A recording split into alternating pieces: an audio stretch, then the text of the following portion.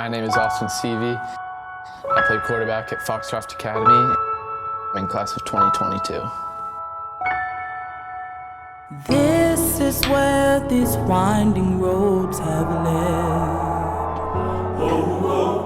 I can see a day of gold ahead. Can't be done, impossible, they've said. But I'll get there. I'll get there.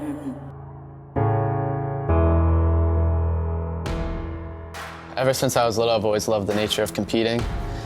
I always was the smallest kid in all sports, so I've always had that heart over height mentality. I've had to outwork people in other categories to be able to get where I want to go. So I've always had to be the most competitive person. I've always had to outwork everybody else. I've always been a kid that wants to not only make myself better, but also make my teammates better, and a guy that always going and picking up kids for practices, taking them to lifts, getting guys out on the field, getting extra work in. So I think I'm a really good leader in that aspect, getting guys in the weight room, getting them out on the field to put in extra work, so to make sure that we have good team chemistry, but also that we're getting better every day. The biggest thing that I've noticed about Austin over the last 6 to 12 months has been his hunger. I think that last year's his stats spoke for themselves at the end of the season, and it wasn't just the stats. He was making great decisions. And then when the season ended, he was, very disappointed with how the season ended, and just like we were collectively. But I think he took a lot on. He does take a lot on of himself, and I think he carried that into the off season, and just worked incredibly hard to get stronger, to be smarter. Watched a lot of film, did what he needed to do with his body to get himself ready. So I think the most important thing, the biggest thing that I've seen is his hunger. He's wanted to improve. My relationship with Austin is his private quarterback coach on the field, and also, I guess you could call a holistic coach or mentor, if you will, off the field. Hopes to have a total development type of approach to his coaching. He would be the captain of my ship. He wants to be the leader of the group project. He wants to sit in front in class.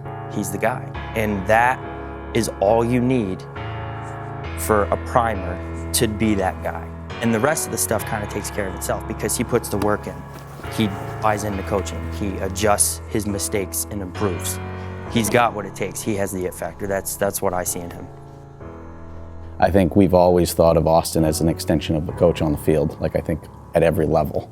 But I think now that he has done it at the varsity level, I think realizing that and being an extension of me on the field or another coach on the field, he can not only see what's going to happen, he actually has the ability to make the play as well. Having that mindset as a coach on the field, and you compound that with the experience from last year and the work that he's put in, and now having the ability to make that throw on top of it, the sky is the limit for him.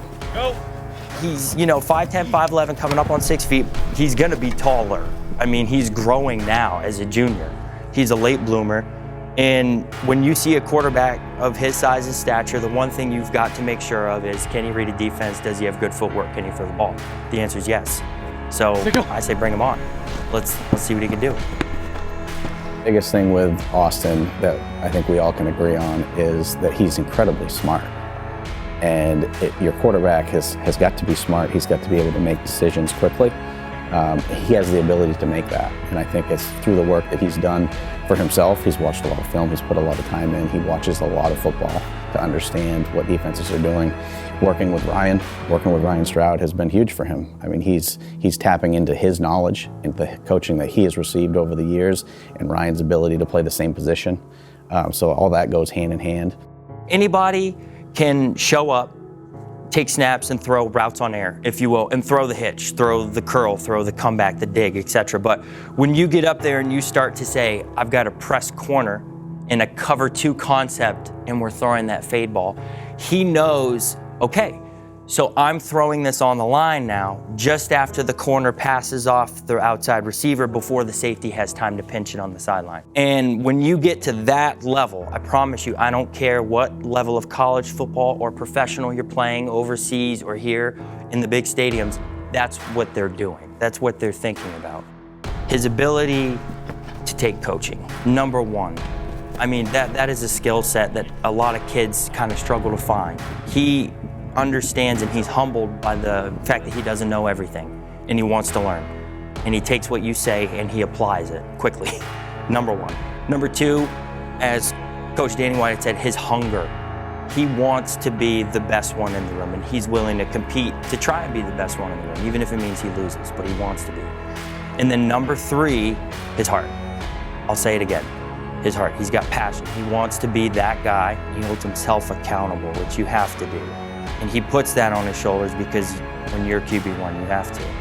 You're ultimately responsible for driving the ship on offense, and he wants to be the captain. And that's all I ask of the guys I work with, and he's got all of it and above.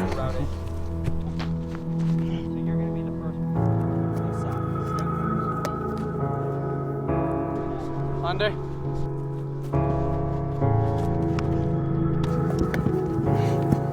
Oh, that's a great rep.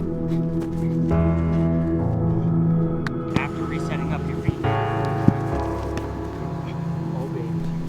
Not a problem. And that's a wrap.